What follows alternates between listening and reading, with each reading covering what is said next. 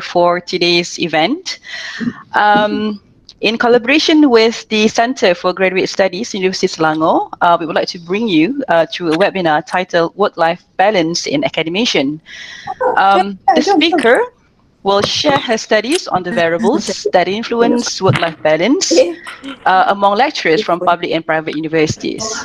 Now, before we begin, I would like to remind all participants to mute your mic for the whole session so that, it will not be any interruptions for the speakers to present her talk.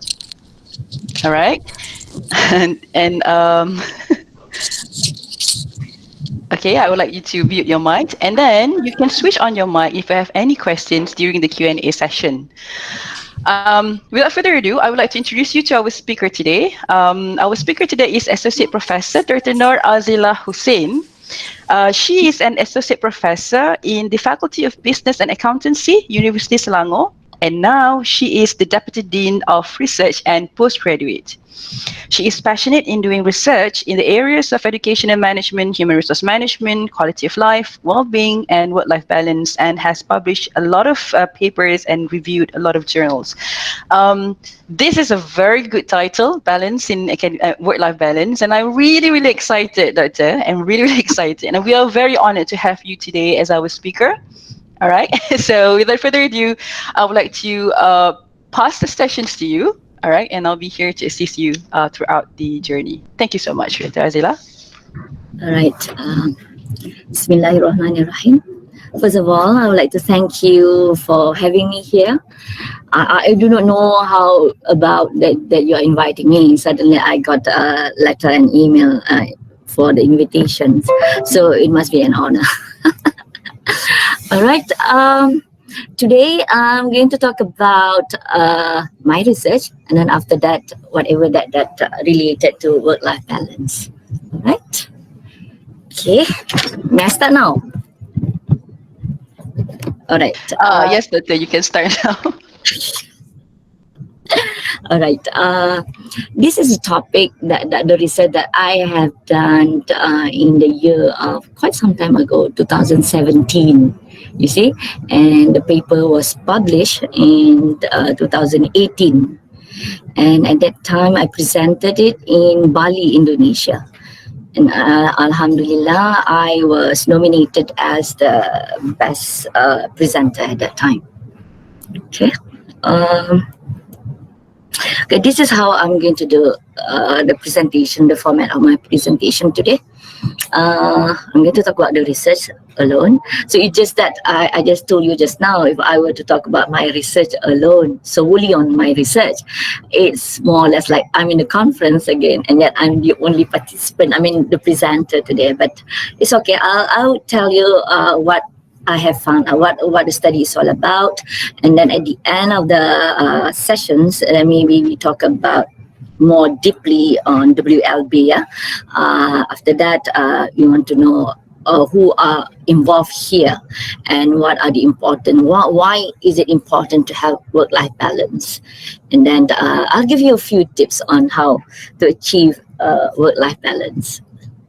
I'm not, okay, first of all, I would like to tell you that I'm not that, so what do you call, super, it's a really lecturers who have work balance, all right? So I'm also learning, I'm also a human being. I'm here, it's not because, because I was invited, but I think I'm honored, and I think that is a privilege for me to share my research and as well as to share my little knowledge about work-life balance.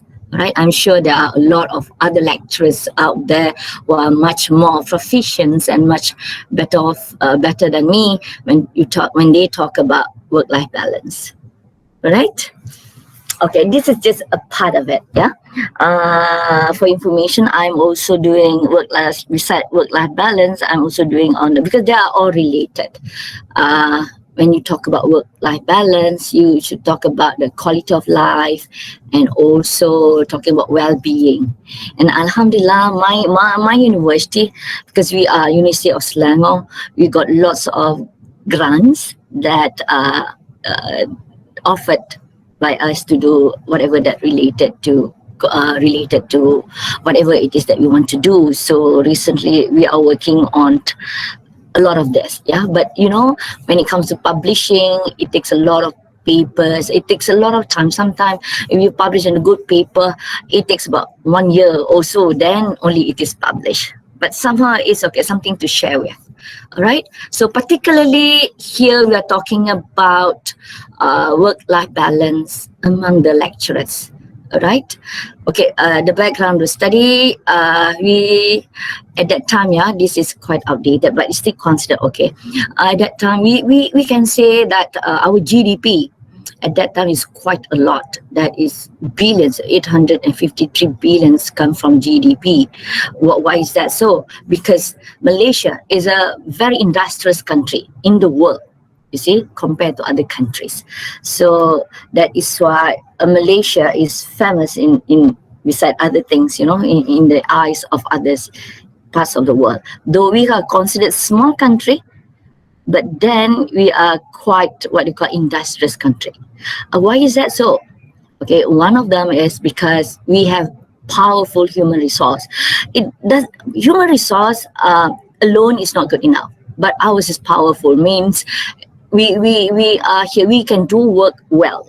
You see, for example, I do ask my students. He comes all the way from Pakistan, and he comes to study in my he's my supervisor. And I asked him, how come of all the way from Pakistan and you come here to study in Malaysia? Why do you choose Malaysia? Why not other countries?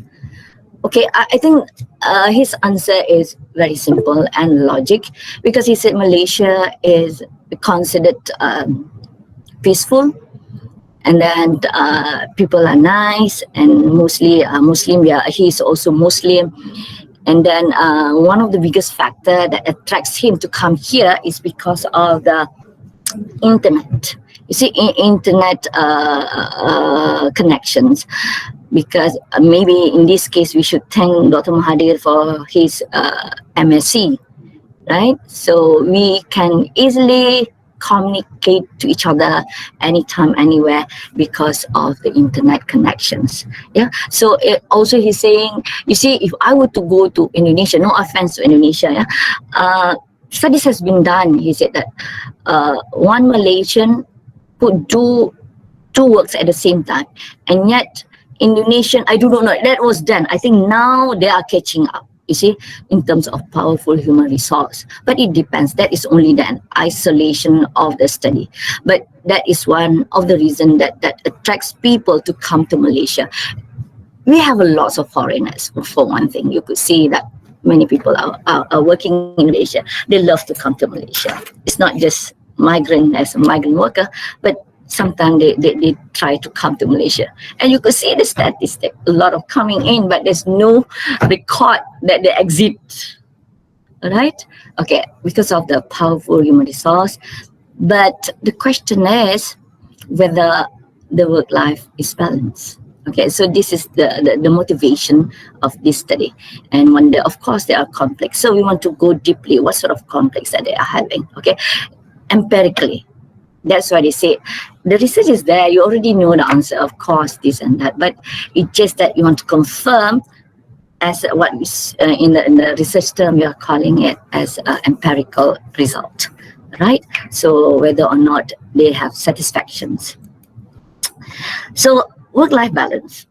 Okay, this is we are trying to balance it, to balance work and life, which both are equally important. Okay, you see, you can't say your life is more important than your work, because you cannot just staying at home without working. So where can you get the money from? How can you make the end meets? You see, so you have to work to live at the same time and try to make it balanced. Okay, the definition, here the definition of this guy saying that work balance is family, community, recreation, and personal time. Okay, this one cannot be separated. Okay, and then what do they mean by that? So if, of course, when you work, you certain rules in the companies that you're working with that you got to comply. But in this case, since we are zooming down only the academicians, meaning the lecturers, so the rules we have to comply with the university's rules and regulations. And then at the same time, they want to have sufficient time. The word is sufficient, which is really, really, to some people, it is unachievable, you see, with the spouse, children, family, friends, and social life activities. So all things are considered. Um, Work-life balance. Also, in a way, if you do have work-life balance, you are happy, and when you're happy, you can do work well, and you're committed, and you have satisfaction at work. Okay, and of course, at the same time, you'll be happy at home. Okay, so what's the problem statement here? Okay, it is much easier done and said, yeah. Work-life balance to some people. Is that such thing? Does work-life balance ever existed? They say it's just a phony statement. It's just a phony phrase. And it is just a myth. Some people call it a myth. So in Malay, we call it mythos. It's something that you think you have it, but you don't really have it. But this is what we call as imbalance, work-life imbalance. Okay, if you're to have that, you suffer. You suffer. It's not just you yourself suffer. The employers also suffer, which lack of productivity. So we talk more about the productivity later. And then, yeah, work dissatisfaction. I guess that is why in any universities they have a survey. Every year they have a survey on work satisfaction for the employee to fill out. But I don't know how far it can be done after that. Yeah, if you do not have work-life balance, you are not satisfied, and then it affects your health. Okay, your health become poor. You become not mentally stable. In a way, you are not happy. All right, and then to some people, they become angry. Okay, and then of course it gives a lot of stress. That is why I think for the career development programs, most of the universities, they have at least one session on stress management. How do we manage stress? Because stress is unavoidable, right?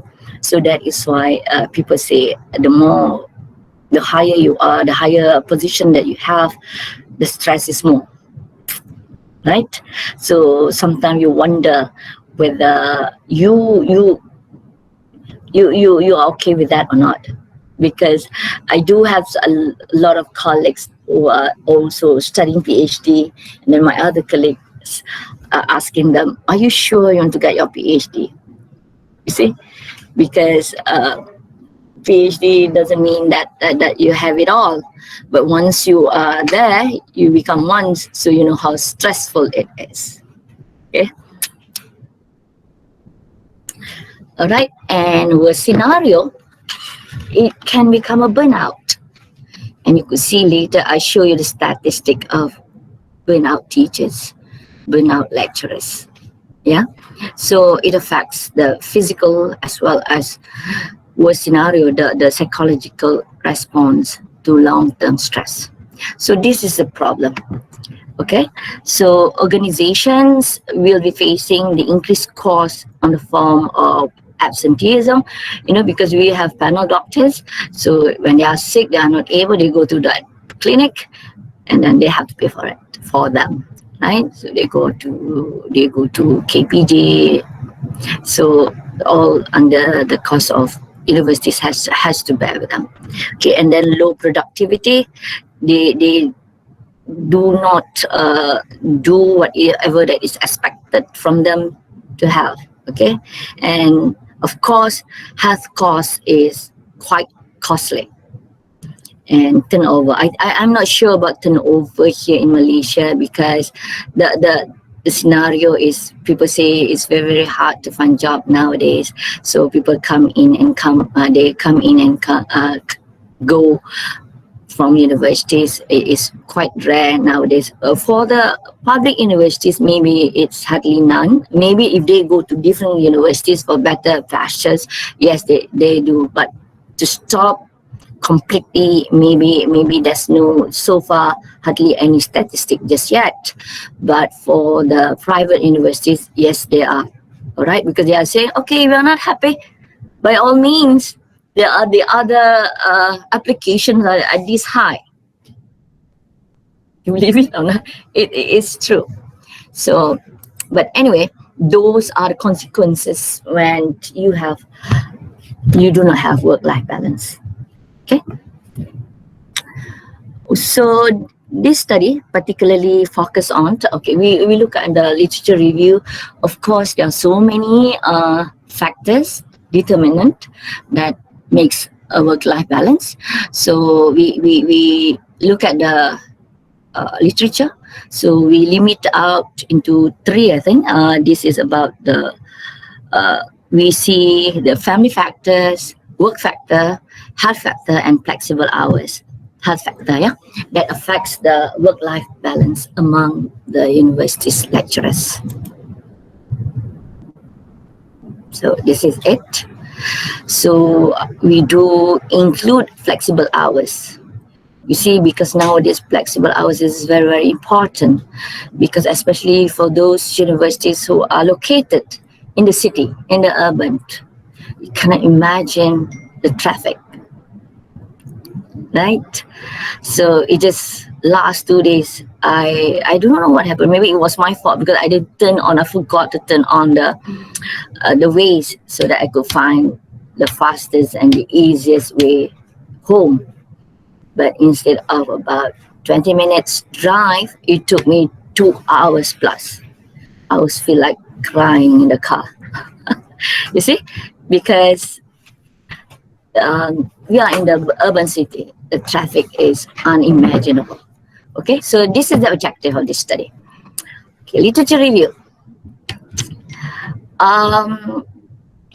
Of course, the WLB has been carried out, the study has been carried out a lot by others, by people locally as well as abroad. Okay, you can see I listed down all of them here. It's not all of them, it's a part of them, and I'm sure there's a lot more out there. All right. So based on this literature, we could see that the general consequences talking about the poor work-life balance, it can cause depression and distress. You see, I never imagined that my friends are having depression, because previously I taught in one other institution. So now I'm in Unicel. But there was a time when I talked back to my friends, and they were telling me a good friend of mine was hospitalized. I said, well, what's wrong? And they say she had a depression. You see, these are the things that get out of hands. It's really a poor thing happening to a lecturer. And I know she's a very dedicated lecturer, and yet she got depression. It is confirmed by the doctors. And luckily, she's seeing a therapist, and now she's okay. Okay, so of course, it will lead to lower productivity. When you talk about lecturers, what sort of productivity that we are looking for? Okay, of course, we want to produce good result for our students as well as publications. All right, so bad work quality, higher absenteeism. There are many times that they don't come to the class, and of course, if they don't come to the class, students are not happy, and staff turnover. I think I have explained about staff turnover just now. Okay, one biggest factor that we thought that could be the independent variable for work-life balance is the work factor. I mean, the work itself. So here, when you talk about work factor, so we found out that employers should consider having vast working environments, especially for the professional class. So in this case, it's not a physical environment. They should have a good place to work with. Cafe, a place to rest. I mean, all the facilities should be provided. But in terms of the loading, okay, workload, hours to teach, okay, that also should be considered. So it matters. See, so of course, at the very beginning of the semesters, lecturers are asking each other, how many hours do you have? How many classes that you have?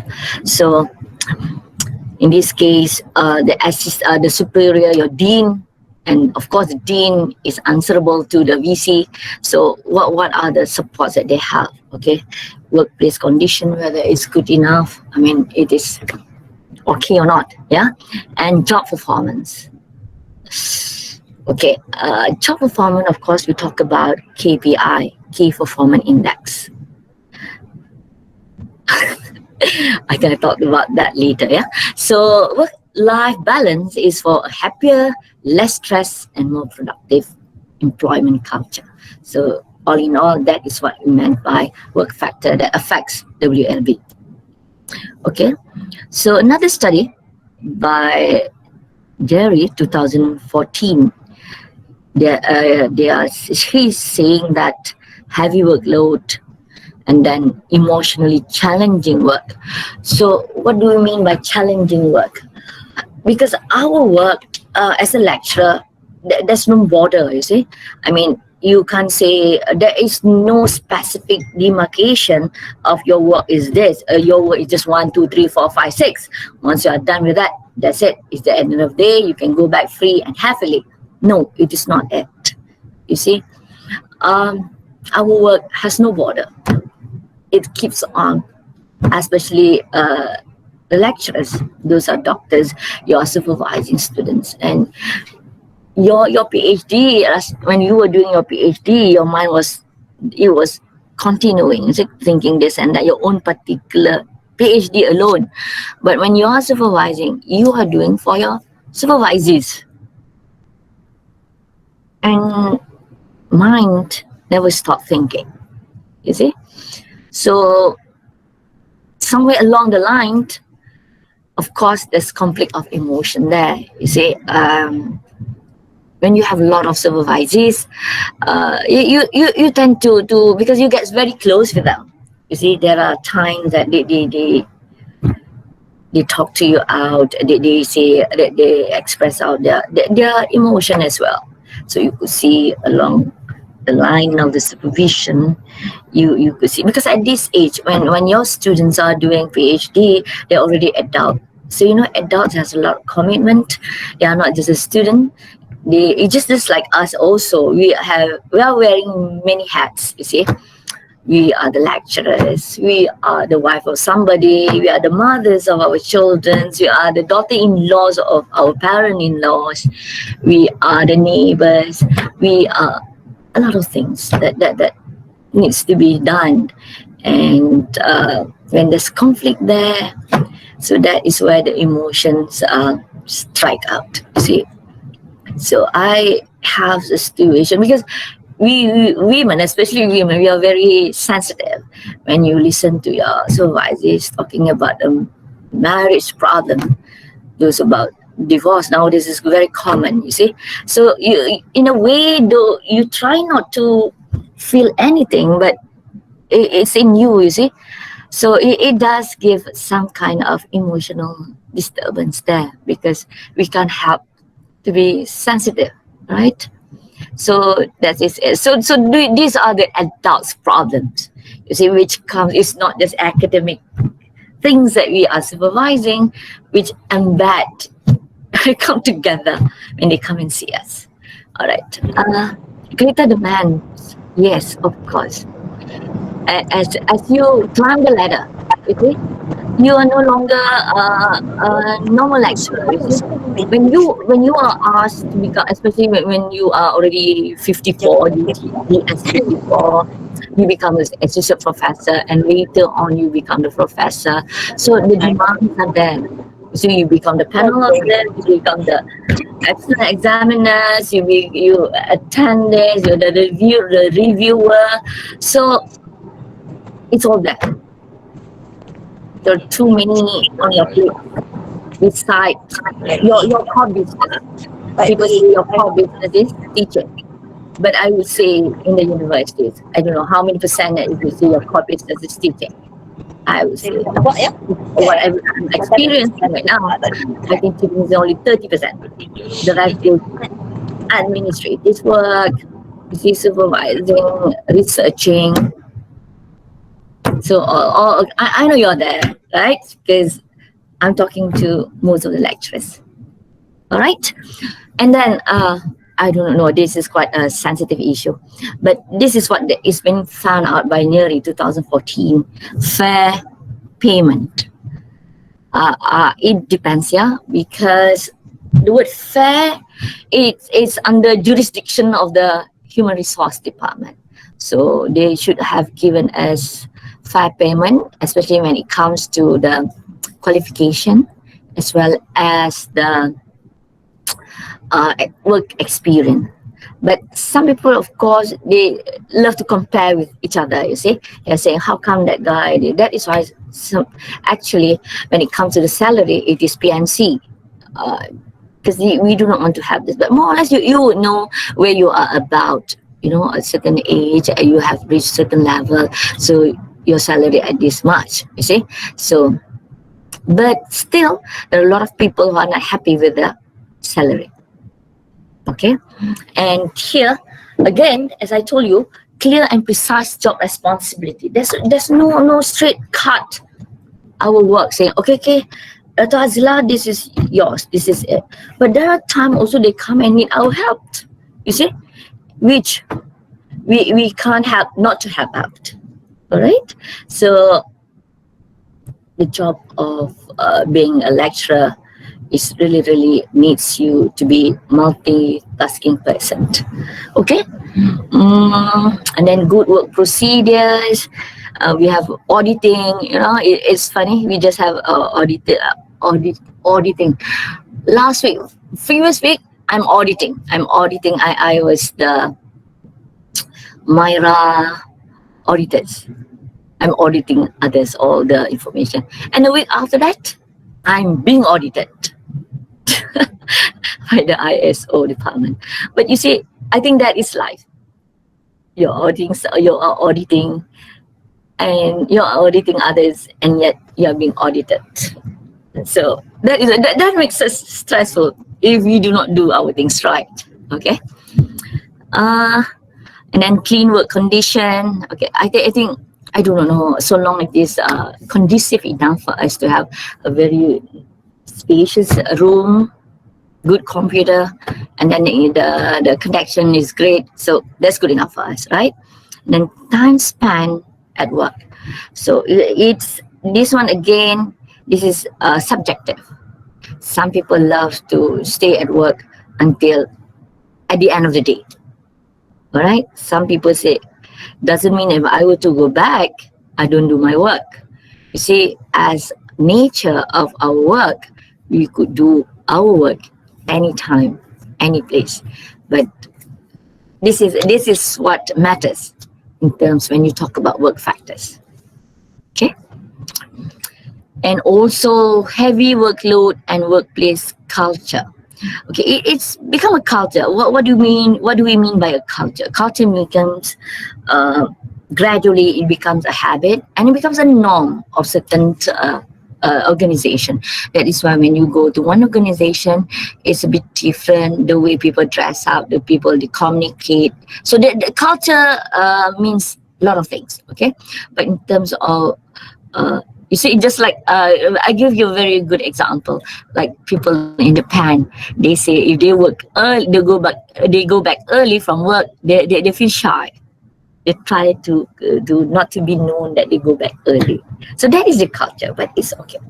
But different culture when you talk to others, like America is a very very simple. You see, even you see Google, it the culture they don't, you don't have to dress up very nicely when you are in the office, because they say by wearing jeans and t-shirt make you feel carefree and you work better. You see, it doesn't mean that you have to be in one confined place then you are working well. So of course there are pros and cons of doing it. All right. So this is it. This is also that affects the fulfillment of the obligation of any workplace. That is also work related. Now it comes to the second independent variables that we have found out, and that is family factor. Okay, the higher levels of family satisfaction can lead the higher levels of work satisfaction. Okay, when you're happy, then you can work happily. You see, organization commitment is improved. So the real definition by Kluzak 2013 saying that actually life satisfaction is, this is the real meaning of life satisfaction. Satisfaction with family life as well as the work life. So if you could balance these two, that is the real life satisfaction. Do you all agree with that? Okay. So family, we are family. The domains of work and family is important. Okay, same thing goes with the family. And what we are the most important elements in everyone's life. Okay, so any competing demands of work in competitive life will cause conflict, and negatively, it will affect our well-being. You see, you can see those who are not happy with the family. Um, it's really bad. I mean, it's really sad to know that, as you know, I'm giving you the very real examples, because my friends is doing study on single mothers, you see, and it is really saddening to find out that there are so many people, there's so many families are getting divorced due to many reasons, you see, and of course it affects the family, the children, and automatically your work, you see. And statistics have said that in Malaysia we have what year was that, what, 3 years back, the divorce rate is every 13 minutes one divorce. I don't know how far it's true, but you see, maybe it's the facts of life, you see. Even Ustad is saying by the end of the year, by the end of the world, you see, divorces are common. But it really affects, it's not just the worker herself or himself, the children's. So it creates conflict. So they are not happy, they can't focus. You see, I have one supervisor, she almost finished. I told her, yes, yes, she gave me the thesis is complete. But of course, there's certain things that you want them to do it right to the perfections. So I told her, all right, you just look at my comments, about 10 comments, you were on that, this and that. After that, you're fine. You give me the final one, and you can do the submission for Viva. But so happened, I waited and waited and waited. It's almost a year. I said, what happened? Come on, you're almost there. You're at the finishing line. But she came and told me, I'm so sorry, Prof. I can't focus. I can't focus because she has a very problematic husband. So I said, just a little bit more. No, just give me some time. Okay, I'm giving her rooms, but up to now it's more than one year and more than a year. She's not coming back. So of course these things are very delicate, you see. So family really matters. So how your children, even if your children are not performing well, it depresses you, right? So if they are not doing well, so you thought it's not they themselves to be blamed. You should blame yourself. I don't know, that's happened to me then. So alhamdulillah, my children have grown up, so I could imagine that the hectic life that we had before. See, so that's family matters, family factors that really affects of your work-life balance. Okay, now come to the next factor, which is health factor. Nobody can deny it, because if you're healthy, you can do lots of things. If you're not healthy, there's nothing much that you can do. Right? Not? Even though you have all the money in the world, but if you are not healthy, you'll come find you're bedridden. I say you cannot eat certain foods. So what's the point of having lots of money, and yet you're not healthy? You see, being healthy actually is not really our choice, but it's only we are the one who try to make ourselves healthy. You see, that is why I found out that there's a lot of organization nowadays in terms of their KPI. They put one section, about 5% or 10%, that is on allocated the marks for health, well-being. So if you were to be a member of any gym, or if you were to have to show any participation in terms of fun run or marathon, a member of any organization of the gym, and then you go to anything that shows that you are doing working out or whatever, so you are given some marks for the KPI. I wonder whether has done that.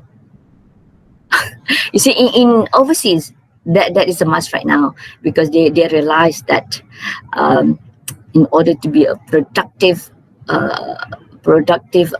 employee, the employee must be healthy. All right. Okay. So health factor. In this case, study by Kavanagh, Metcalf, and Levin in the year of 2005, saying that actually WLB is not automatically about working less. Doesn't mean that we work less, but having control and flexibility over when, where, and how to work. So that is it, you see. So that is why some people nowadays, they feel so happy. Yeah, like the word, they don't make it compulsory for people to come into the office. I mean, some universities, they make it regime. You see, you must come and punch. So, and then when you come in, and you must also do the same thing when you come out. So it is really, really rigid. But there are universities slightly rigid. They say, okay, so late. Okay, you only need to come once. Doesn't matter wherever, meaning that from the working hour in the days, sometimes they do come at 6 o'clock, just punch, and then that's it. And also, there is also other universities are very, very flexible, that you don't have to come at all, so long that you do your work, meaning that the timetable is provided for you. You see, you come to the whenever your class is on, they say your class is there, you are there physically. But that was then, yeah. Nowadays we do have online learning, but the presence of the lectures can be monitored by the e-learning. There's a system in every university are having it. Okay, so the lecturers are lecturing on time, and then whenever any meetings, of course the meeting will be will be spread out via email. So whatever communication is via email. So they say, okay, we have a meeting. Of course the meeting is not done within a short period. They are saying, okay, in 2 days or 3 days time, they say we have such meeting at a venue, certain venues, and certain time allocated. So when it comes to that, everybody is there. So discuss whatever that they want. So when it comes to your KPI, research is done, grant is done. So this is it. So they found out that employees are much, much happier with that kind of regime. But of course, there is also disadvantages of any organization of having that kind of rules, because they say they can't have it because some people are taking advantage. So this is it. Maybe in this case, good study on trust should be done. In overseas, normally they trust their employees. maybe some people, they care more about the output. It's not necessary on the output, on the process, you see. So long as the output is there, what is expected from you is there, so you're good enough. You see, because everyone has their own KPI, key performance index, what is expected from you. All right, so this is what they say about health. So in order to promote health, so all these kind of things need to be addressed.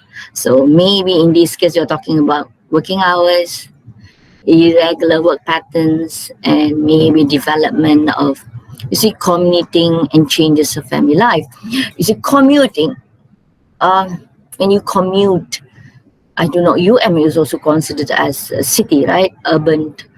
In PJ, I could imagine the federal highway, the traffic. I said, why is it when we go to federal highway, it's always traffic jam? I asked my husband. He said, yeah, that is why we call it federal highway. As the name goes, it's federal highway. It's jam all the time. So same thing goes with Unicel. We are here. I'm working at Unicel in Section 7. So it is located in Shalam. So it's okay in the morning we go, we are still fresh. But then when the daytime, when you go back, you're already tired, mentally exhausted, but still you have to go through these traffics. See? So those affects your health. All right, so we do find out these factors affects WLB.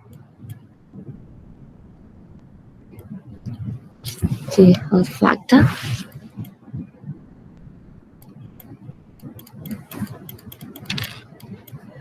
All right. Next, we are talking about work factor, and now luckily I have this. Talking still about health factor. When you talk about health, you can't get away from physical, mental, social, as well as the psychological health. All right. So in order to have a stable well-being, so all those factors need to be catered, needs to be attended to, right? So far, is there any questions? Can you hear me well? Dr. Safia, are you there?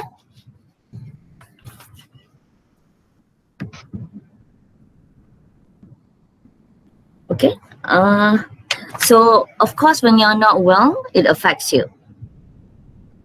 And now, age factor. You know, as time goes, aging is catching up.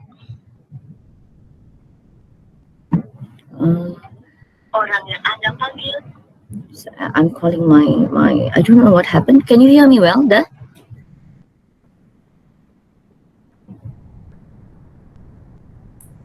All right. Okay, next is flexible working hours. Okay, I think I have touched on a little bit, but I will explain more about this. So most of the lecturers demanding more flexible hours. You see, because of traffic congestion, it depends on the location. So if the university is located at a city, it is much worse. Okay, so it is much stressful issue when it is faced by the lecturers. Okay. So, is there any problem so far? Can you hear me well? Is there any questions?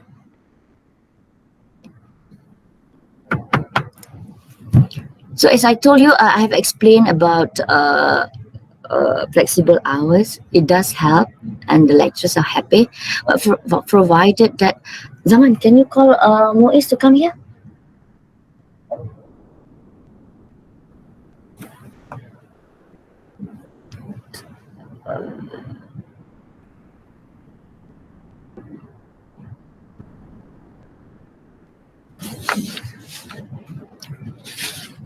Dr. Safia, are you there? Hello?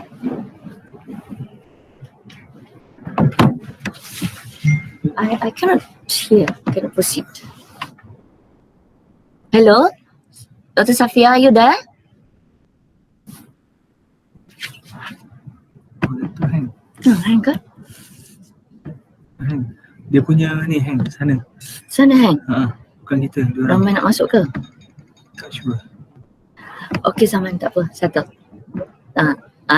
Settle. Thank you. Okay, doktor. Hello? Dia orang punya problem. Can you hear me?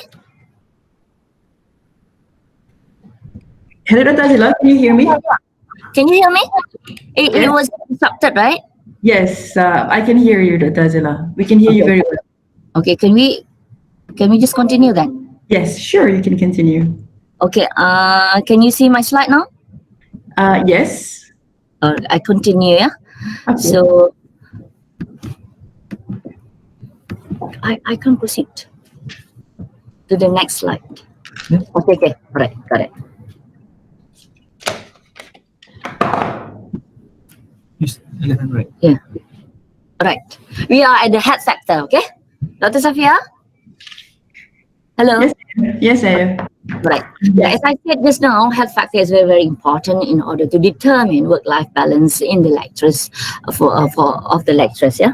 So physical, mental, social is all affected, and as well we go to the physiological health. Okay, so you can see all embedded together. So if you have this, so this is what we call as subjective well-being. So if you're okay, then inshallah your health is taken care of. Okay. Flexible hours, as I explained just now, so it's also give us a lot of stress. You see, we already have stress at home, in the office with all the workloads and administrative jobs, but after that, you also have to face the traffic. So this is what we call another variables that is important to determine one's work-life balance. All right. So work flexibility implies not only variation of time, but it's also the place of the job, but also sharing the job, career breaks. You see that if some people. You see, there was a time, you see, I started my career as academician, as a teacher then. So when I was having my practicum, I was placed in a school which is 2,000 over students, and the student, they say, the students are really, I mean, there's a lot in the class and you don't really listen to the lecturers, and they say, I really need a break. So how? I said, how will you do that? Get pregnant as much as you can. Oh my God. So that is one of the way that they say you did want to have a break. But this is it, you see. But working hours also important. Okay, next, also talking about flexible working hours. So that is why I said some universities has make it easier for the lecturers to make do with the working hours. You see, so it depends which university that they are in, but most universities required the lecturers to be in because they love to see you around, I guess. You see. If they don't see you, they thought you are not there, you are not working. So that is why most of the universities are expecting their lecturers to be around the universities most of the time. All right. So the scheduling is also important if we can do that. Okay. How is the study done? Yeah, this is what we call as methodology. So we have collected, you see, we managed only to take about 100 respondents. So for PLS at that time, so 100 respondents is good enough to decide on the result. So you see, we had gone to 4 universities, 2 universities in IPTA. We went to Universiti Malaya and UiTM. And then for the IPTA, we have UNICEL and MSU. So those are the common research venue for my students as well as for my colleagues to do whenever related to the universities. So we managed to get, the lecturers are super busy. So it is a good thing that we managed to get hundreds lecturers at that time, 100 respondents. So we analyze the data using Smart PLS. This is what we have. So we use explain the variances of the endogenous construct. So it must be well behaved. So the measurement model that we have, it shows the consistency and validity. Yeah? So we look at how do we do that? We look at the item loadings, composite reliability, as well as the AVE, average variances. Yeah? And then item loading must be greater than 0.7. If it is less than 0.7, we need to delete it out and run again. So far we only delete one, I guess. So it is considered, the result shows it is sufficient for the construct to say the reliability is acceptable. Okay. So this is how we do it, a minimum of 50% of variances. So we are following that rules. And then we look at the pass coefficient value at 5% level of significance and to see whether the relationship of each construct. So we do that, then we check on the test on the model, and then we see the value of R squared to see how much of these chosen independent variables that influence the whole DV dependent variables. That is the how much the independent variable explain of the dependent variables. And also we look at the effect size. You say they are influenced, okay, they are significant, but then how does it affect? Is it small size, medium size, or big size, large size? Yeah. So Kohun has stated out if this effect size 0.2, 0.07, 02, it indicates small effect. So 0.15, it's medium, and more than that, it's considered large effects. Yeah, so we are using that kind of measurement. Next, so this is the result of the respondent. I think it gives the real scenario. We have more female, about 60%, and then 40% in male, because yeah, in the university maybe at this time this more female. Okay, at the age you could see, actually I do have the word, I do have the study question on those who are 40, but you could see when you are 40 in the universities, you are considered already senior, and normally senior, they're very, very busy. Maybe at that time, that is why we do not have any respondent, those are 40. So mostly those are really just started work, so they're willing to answer the questions. And then we have 50%, as I said, I told you, 2 from the IPTAs and 2 from the private universities. Okay, this is how we go about that. The construct, we have 4, as I said earlier. It comes from family, work, health, and flexible hours. And the DV is work-life balance. All right. So when you talk about that, this is mostly the families. I just take on the highest construct. This is what it represents, the questions on the family. I'm talking about, this is the highest AVE. So this is what we talk about. So this is just the what do you call, the gist of the items. So for the family, the highest one, it just says the condition of my family lives are excellent. So item loading is the highest this time for those. They have, actually in the item, in the contract, there are 5 items. So we choose the highest one. Therefore, this is saying the condition of family life are excellent because they are happy being a lecturer. So at the same time, so me probably here it shows that they give, they have family life, good family life as well. Work, all right. I'm able to perform the work well. Okay. You see, as you can see, the lecturers are the smart people. If you are not smart, you are not the lecturers, right? So at least they have gone to master degrees, then only they are selected as a lecturer. In Indonesia, they call it S1, S2. S2 is the second degree. And then S3, most of us nowadays, all the universities require that all the staff to have the PhD. So they are smart people. And we can say we are smart people. So of course we are able to perform our work well. Okay, health in terms of health at that age, of course, you could see based on the respondent age that I gave you earlier, they say able to control emotion well. You see? So this is it. And the flexible hours, this is good. You say, I can come and go at any time, so long that uh, they are able to complete the KPI. And work-life balance, this is the highest one, saying, I love my work. So this is the measurement model. So it comply all. So therefore, it is a valid study. So after we have run the measurement model, we go to the structural model. So here we can see at the level of 5% significant level, we could see from here the relationship between family factors to health factor, because health factor become the mediator. So you have to go through to the health factor first, then only after that you go to work-life balance. So you can see here all this, the p-value are less than 0.05, meaning it is significant relationships. All right.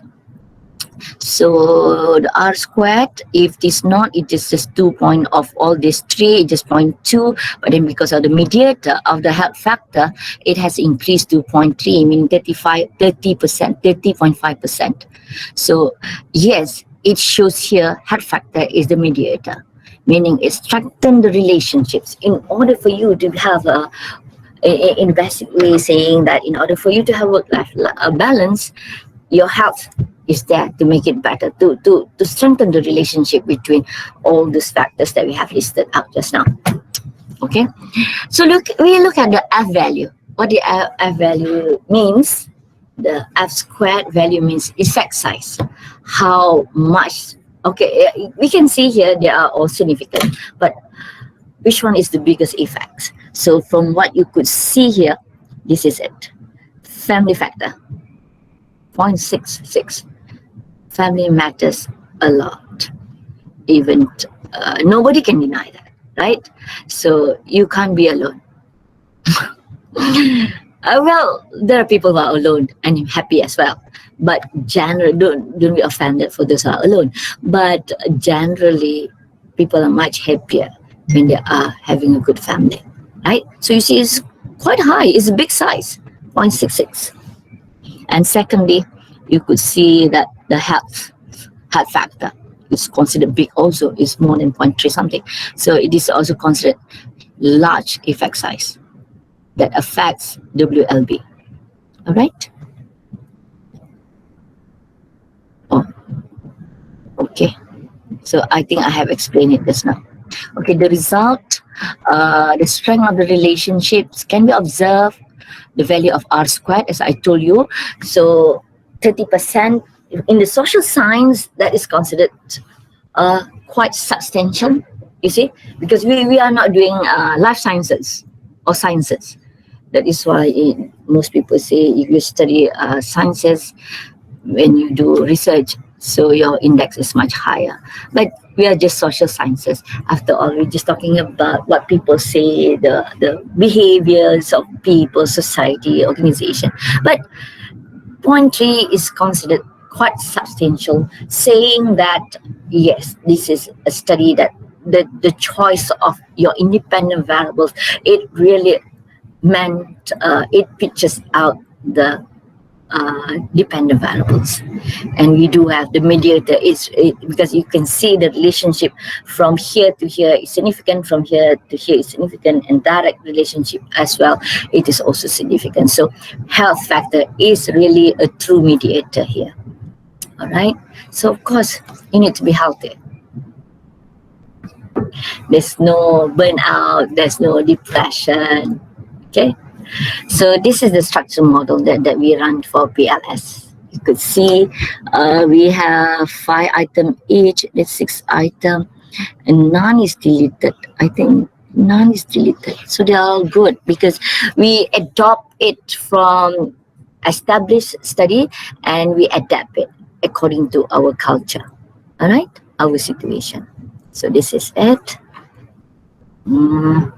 So the conclusion is family, work, flexible working hours, are significantly related to WLB, work-life balance.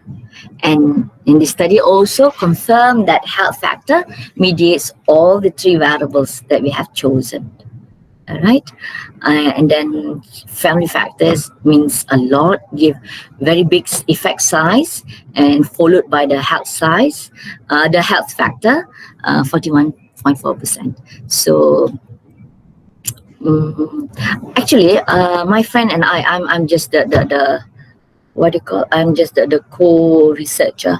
My friends, Amirul, also doing another study, work-life balance, but that is not just, that's why I don't put it here, but it's just for the employees. But different independent variables. So, but still talking about work-life balance.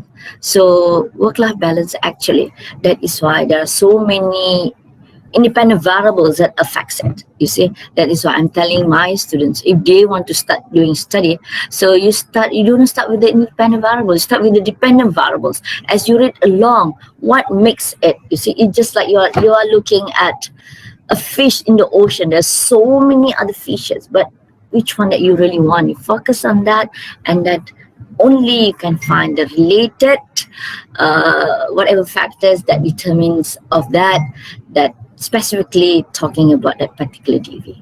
So that is why you need to really focus on whatever that you want to study. All right. So the conclusion we say here, you see, when they really think that family is important. So we do understand that the lectures here are very family man. They care about their family. You see, they care about their family, and then they're concerned of their health as well. So basically, this is the finding of the study. All right. Okay. So what do we recommend? Okay, so we recommend to the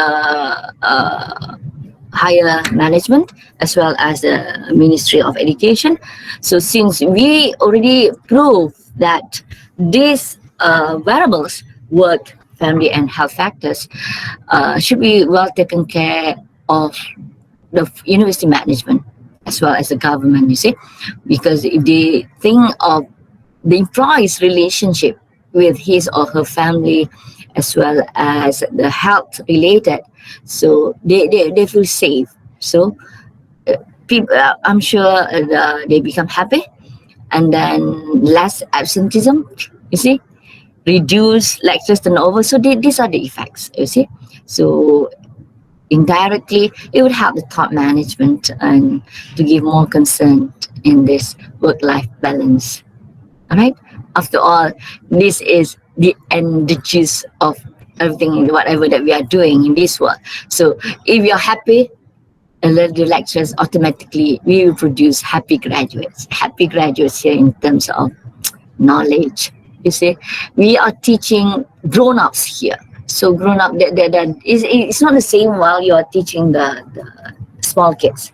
So this is the way. If you can tackle yourself first, then only you could disseminate whatever that is expected for you can be done. All right.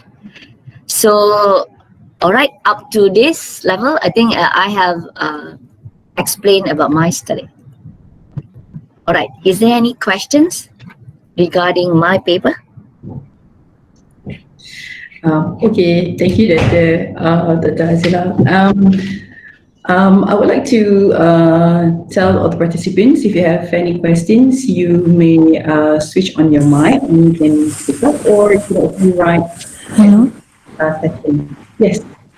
Hello, Dr. Azilah. Okay, I'm Dr. Elia. Okay, I want to ask about can you explain about the family factors? Is it the family factors in terms of the number of kids or understanding partners, or what? Can you explain more on the family factors? The family factors, whatever related to that, I think that also there's a more deeper study needs to be done for that. In our study, we are only asking about the relationships. Of course, when you talk about families, it involves your spouse, your children, okay, in terms of their well-being. So are they having good relationships? Whether they're happy with the current condition while they are working? You see, is their well-being is taken care of? So I think that is what we are studying for at that time. Okay. Okay. Thank you, Dr. Elia. May I know where are you from?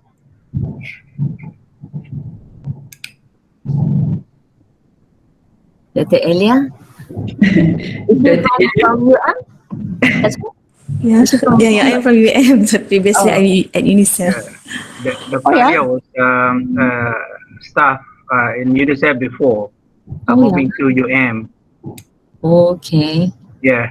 So you must be much happier in UM then. Yeah, much happier. All right. We are reunion here. Alhamdulillah. So happy for you then. Yeah, Alhamdulillah. What life balance so far? What life balance? Yes, I'm going to talk more. I have a few more slides. I think about 27, about 6 more slides talking more details about work-life balance. All right. Okay, thank you, Dr. Elia. Is there any more questions? Dr. Azilah, we do have one question at the chat room from Dr. Sohana, where she asks about how do we know whether we are still balancing well between our work, family, and our personal time? Is there any index to measure them? Yeah, I would love to have that index. But then actually, because happiness, satisfactions is an abstract. So it's very subjective. To some people, having 2 kids is good enough. I'm happy for now. You see, as when I was then, you see, I have 4 girls. I've been wanting to have a boy. So after the last day, I said, okay, never mind. Stop wishing. This is it. Whatever, I got the 5th one, so this is it. But once I got the last one is a boy, so I so much grateful to Allah. I saying, okay, my life is complete. I shouldn't complain anymore. So that is my life satisfaction, I think. All right. So maybe we could have the general happiness. We do have happiness index by Gallup. You see, happiness index. But I don't know about work-life balance index. Maybe we do have as well. But you see, all those indexes are done by the Western researchers. So when they have this kind of items, so of course they follow their own culture. So maybe we ourselves need to adapt it according to our own culture. Then only suitable and could give the much better result that is really suit us. Right? So what's the point of having the happiness index, using the happiness index in America? Right not? So we need to have, we could have done it, but it's a very big study. When you learn index, you have to gather lots of information. The respondent is also big. Then it could only be representative. As for now, I don't know. We could always. I have heard about happiness index. I have heard about work-life balance index. Right? But of course, there's another way. Being a Muslim or being a good person, we are saying that being grateful, right? Doesn't mean does monetary affects your happiness. Having more money, let's say you are having, okay, your salary is 10,000 compared to those who 15,000. Are you saying you are less happiness? You are less happy. So it's all come from our own heart. You see how you perceive things. How would you see things? Whether it's okay for you, it's enough for now. God has been very merciful to you. Okay, that's a good question, Suhana. Maybe, and it's also very interesting. Maybe we could have done study on this. Right? Hello. Can I ask one more question? Okay, yeah, go ahead. I have 1 hour to go. Yes. Okay.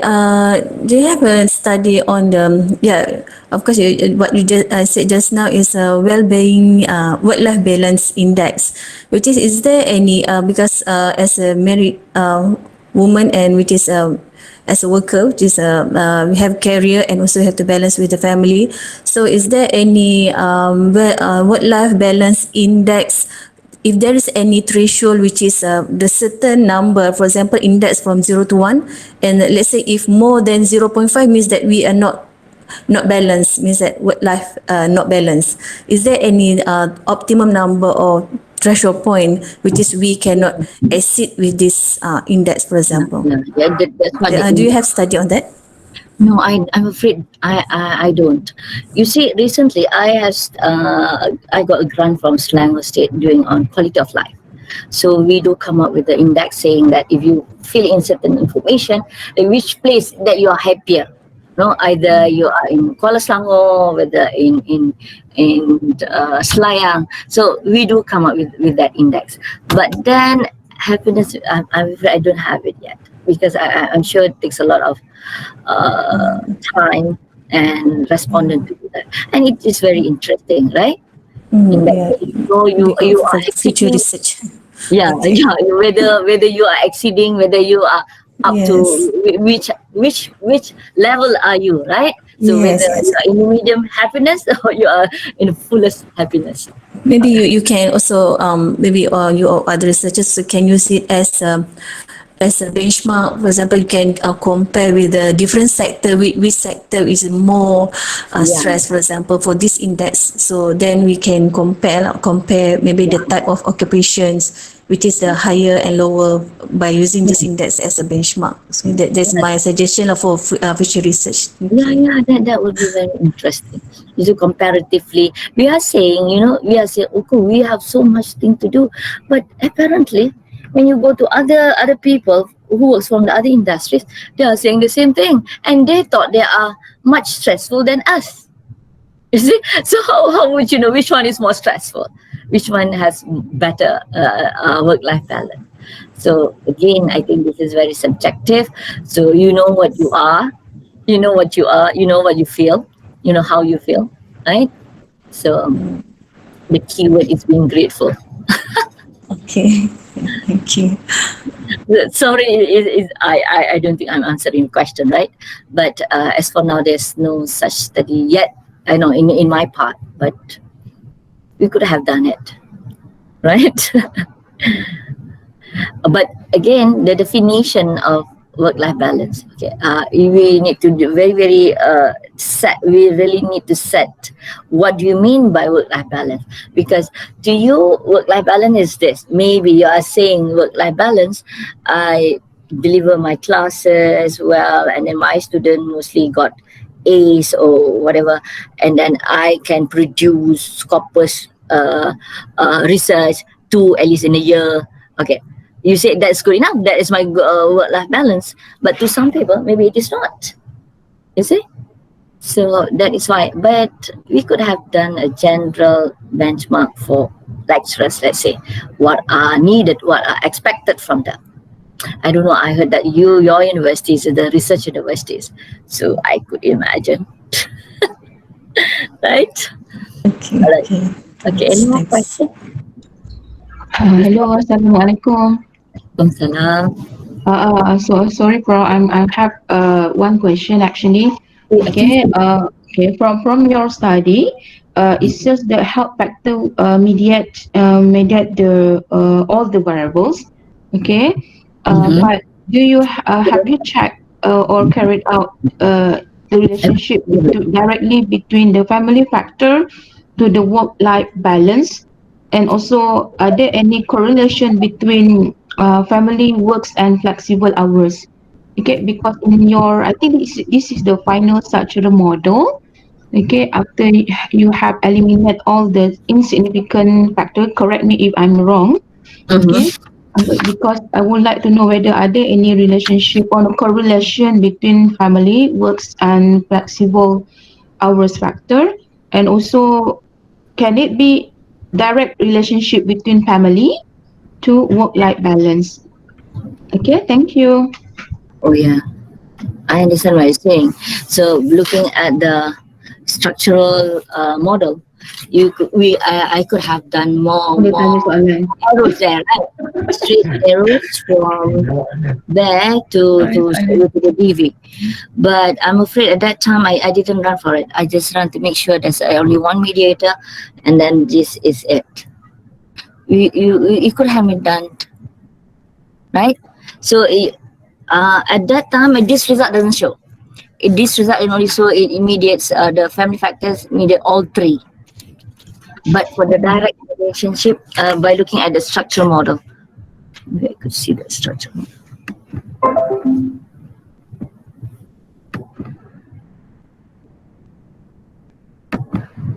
Okay.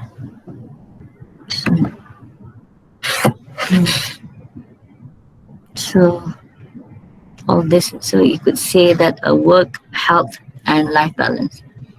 Is that what you're asking? So I should have one more arrows from family straight to the work-life balance. Is it?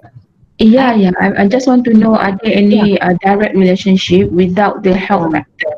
And Yeah. also, are there any correlation between family, works, and flexible hours? And how strong it's correlate to each other?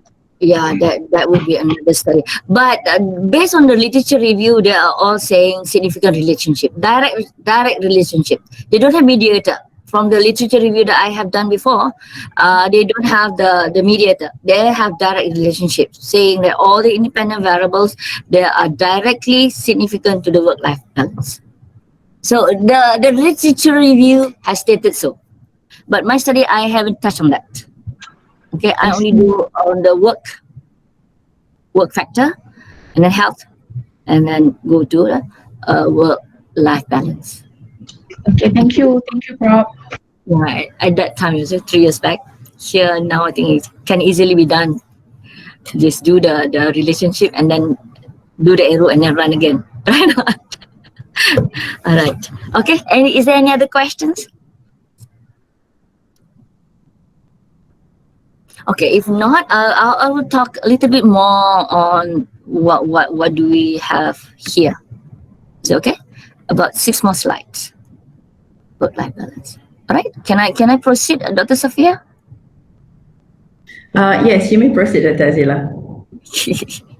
All right. Work-life balance. All right. So, does it ever happen? So, from what I read recently, I keep on reading because I was asked to have this topic. So, because the research that I have done was quite some time ago. It was 3 years back. So nowadays, when we see about work-life balance, and we are all experiencing it right now, so you may ask yourself, in your own life, you see, it is good if you were to have the index so that everybody can just put in there and you can see where you are at. So some people say, you say it's just a bullshit. Sorry to say that. It just what do you call? It never happened. It's just a phony statement, a phony phrase. How could you have work and life balance unless there are certain things that you got to consider? Later on, I will tell you. All right. So they are saying that actually work-life balance is just a dream. It's a beautiful dream, though. You have it all. You know, people say you have it all. You are a happy worker. You're a very productive worker. At the same time, you are a good wife, a good mother. Then can cater it all, can give it all to your family. But of course, you can see, because we only have 24 hours in a day, so we there is a trade-off there. Some people say, especially when it comes, even when you talk about time, it's already a trade-off there. You spend most of the time in the universities. I mean, waking time. You see, when you are in the university, 8 to 5, let's say, but you go out from your house, it's not 8 o'clock, right? So it takes about, let's say, 7 o'clock. 7 o'clock, you're already out of your house, and then maybe the earliest of 5 o'clock p.m. then you are at home. But already there, the productive hours, you are in the office. When you're at home, you're already tired. Okay? And you spend your time at home sleeping. I mean, of course, you can provide. That's why we have to work smart in other way. You see, cater out, put fund down or whatever. But still, it doesn't give the fullest of the life satisfaction. So some people say it is just a dream, see. But we should realize, because in order to have work-life balance, so we have to endure some sufferings, some bitterness. Some you have to let go certain things. Okay, this is what work-life balance is all about. This is the current situation. As you see, especially women, we are wearing many hats, many jobs, many commitments. You are not just a lecturer. Even when you are in the office, you are, let's say you are the dean. The dean has a lot of responsibilities. You are holding administrative stuff, and at the same time, you see your supervisor is saying this, and then you are also a counselor to tell them this and that. And then that is in the office. You are a friend of your friends, you see. So certain things that you share with each other. So when you go back, you are a mother. See your mother, your children are saying this, and that. So can you hear them all?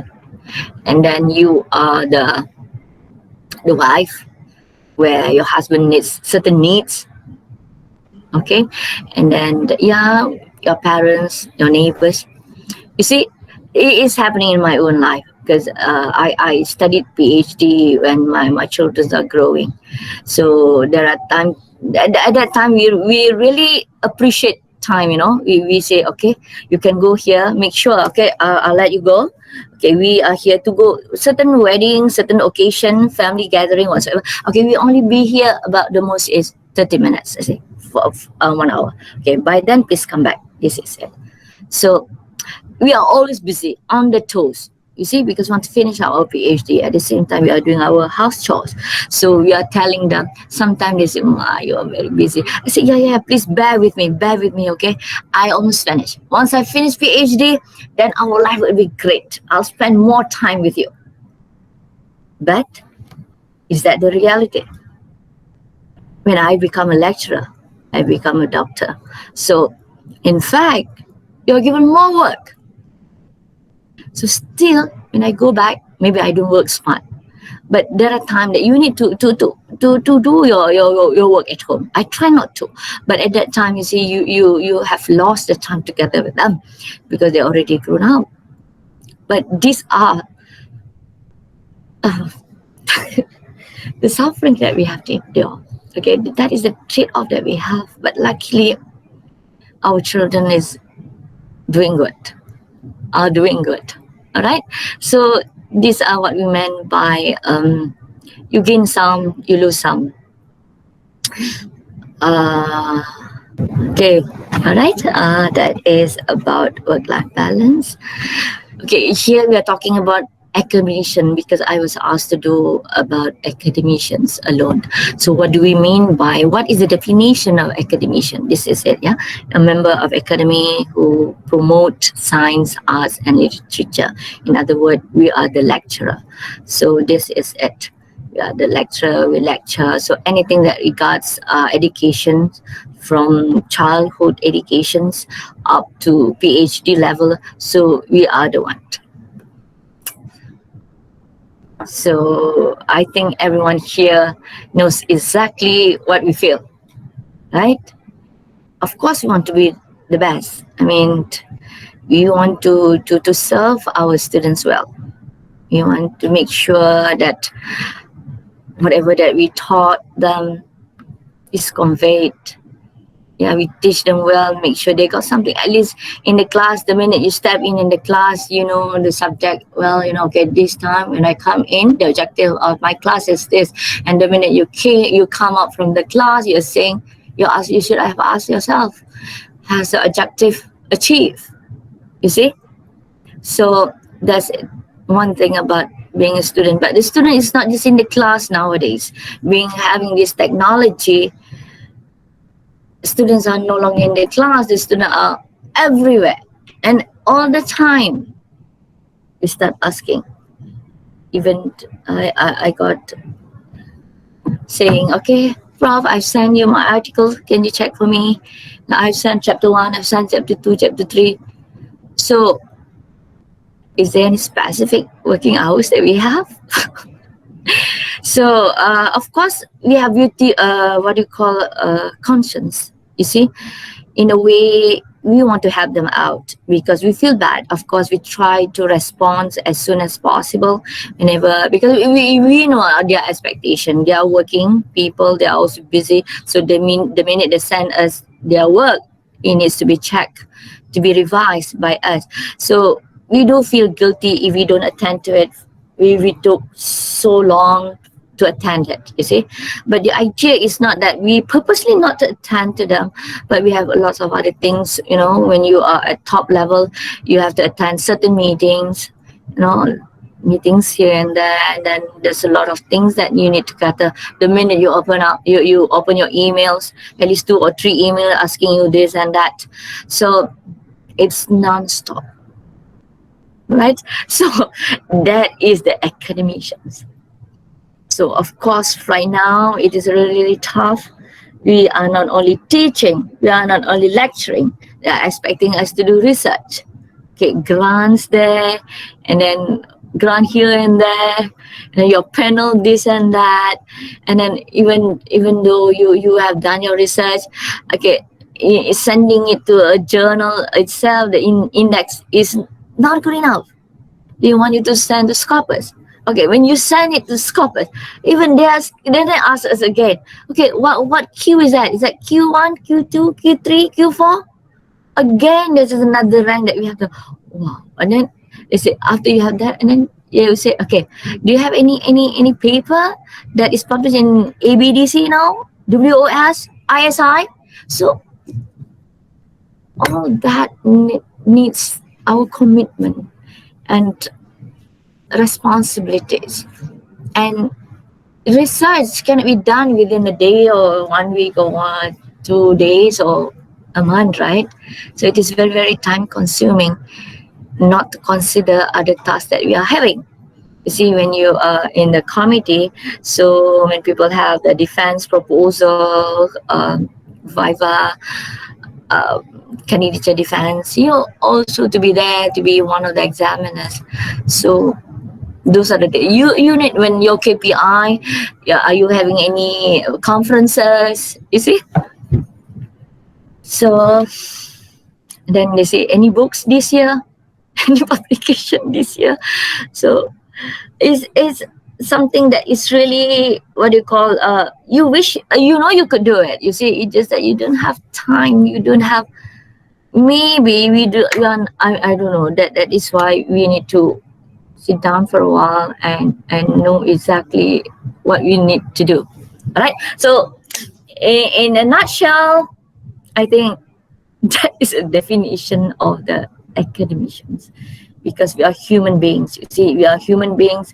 We have feelings that we want to do the best. After all, being at this stage, I think of all the lecturers that who have managed to be called a lecturer, you see. And in fact, the profession of being a lecturer is a very noble profession, and most people then, I don't know now, yeah, they say, yeah, you're a lecturer, so they look upon the lecturers, because for them lecturers are very knowledgeable.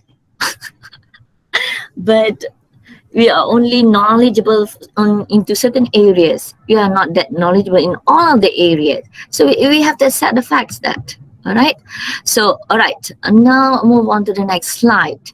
You see, I would say this is the case if we do not have the work-life balance, the lectures become burnout. I just type out the word burnout, and you could see the result of the study. There are about 26, almost 27,000 research talk about burnout. You see how what happened to the lecturers. See, this is one of the 3 of the samples of the job stress, burnout, teaching staff. Right? Sometimes you wonder, okay? Sometimes you wonder whether, is this what you wanted? Okay. I told my children, it's okay, we'll be okay. Once I get my PhD, everything will be okay. But not necessarily be okay, you see. So there is a trade-off that we need to have. Okay, but the question is, why work-life balance is not balanced? They say that is a joke. If you're saying, yes, I have work-life balance, it's a joke. It's a joke of the year. Why? Because, okay, let me list out the reason why. Okay, number one is the society expectation. As I told you earlier, they thought you're a doctor, you're a lecturer, you know it all. But it is not. It is not at all. Only certain thing. Actually, the more you read, I mean, the more you I know you become. You of course being a doctor, you read a lot. The more ignorant you feel, the smaller you feel. Yeah, that's what I thought. You see, because compared to others, I feel so small. Really, I mean, who am I? That's why, Dr. Sophia, to tell you frankly, I feel so. Why do they invite me? I mean, who am I? I'm just nobody. To me, I'm not that great anyway. You see, but the second thought, if you're talking about the study that I have, just to share a little bit, so that's why I'm in. But to compare myself with you, you and lecturers and whoever that is, I still feel myself is very small. No, doctor, we invite you because because we are very honored to have you because you have conducted this research and there's no such thing as we are better than you. Anyway, how come you got my name? I mean, I don't, because I do not know you, Dr. Safia. I mean, personally, I don't. I hardly know anyone from In fact, So, because normally what we do is that when we have certain programs or any events we will look for the potential speakers through the visibility that you have. So we will look at those potential papers or research, and then we look at the authors, and then we will invite them. So you are one of the values, and I think you're one of the best candidates that we have so far in delivering this topic. okay, talking about you see index, Google Scholar or H index. If you Google my name, I have very low index. You see, I must say, even I don't have time to put all my papers there, and I don't update all my papers there because I don't work smart. I'm because to me my priorities is other things. But I think we call it as jodoh, Dada. So we call you. It's a jodoh that UM can find you, so both UM and UNISA can work together. So it's meant to be. Yeah. Yeah. I mean, for the sake of knowledge sharing, I think Right. it's okay. You see, while I'm still around, I think I can just share my little knowledge. You see, I'm sure there's a lot of the people, especially in UM, those are well versed and proficient in the area. All right, so that is about society expectation. They expect you. So I feel myself is a little bit too late because you see, I'm an old school. You could see I started my PhD is a bit late because when I came back from US, there's no job offered at that time. So I was so busy and no job offered. So they said, okay, since you come from US, so we do need teachers to be English teachers. So yeah, I come. It seems that is the only jobs available. So therefore, that's I come in, and I was really excited to further my studies. You see, but at that time I didn't think of doing it on my own because I thought of because first degree is sponsored, second degree I thought it's also sponsored. So the minute I came in, you see, I was offered also in the interview because I was the criteria is you have the excellent service. You see, I for the rest of my life I already gotten 3 awards of best service, excellent service. You see, so I am eligible to get the second degree, or at that time maybe there are not so many scholarship. But then the minute I come in, they say, "Wow," I said, "Why? You are too young. You're too young to get this." Because they're hoping those are very old then. So at that time, I keep on having babies, you see. So I concentrate more on my children. So I told myself, okay, it's okay. Let them a little bit grow up. Then I start my PhD. So this is it. So I start a bit late. So when you start late, the old school, there are a lot of challenges that you have to go through, and I'm sure there are also other lecturers who are in the same boat like myself, you see. So it's just like it is too high up. We are looking at the very, very high up hill, in order to have a high index, you see. And also it is really frustrating at that time, when you go for scopus, and then it takes a very long time to publish. And also there are a few incidents that I sent my papers to predatory journals, and they said, oh, we thought it's scopus, and then suddenly said, no, it is not, it is predatory journal. It is really, really what do you call it? Really sad to find out that those kind of situation. And in fact, recently, you see, I thought I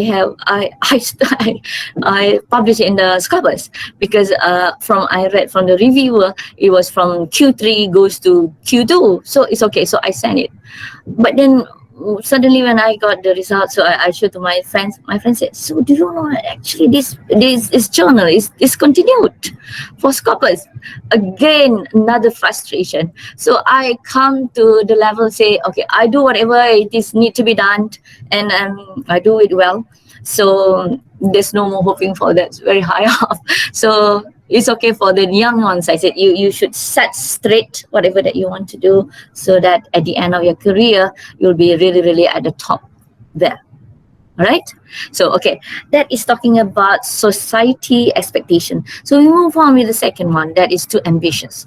Okay, that is why people say, watch out of your wish, so don't be too ambitious, because you can be a dreamer, I mean, work for it, but once, let's say, you can't have it, you become very frustrated.